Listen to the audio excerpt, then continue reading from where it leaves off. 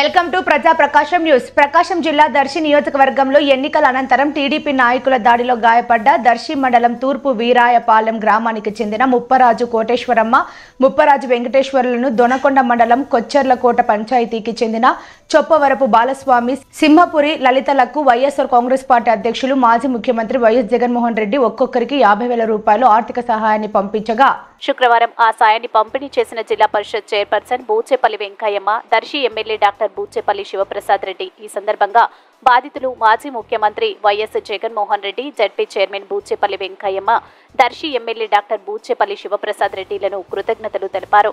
ఈ కార్యక్రమంలో స్థానిక వైసీపీ నాయకులు, కార్యకర్తలు, బూచేపల్లి అభిమానులు తదితరులు పాల్గొన్నారు.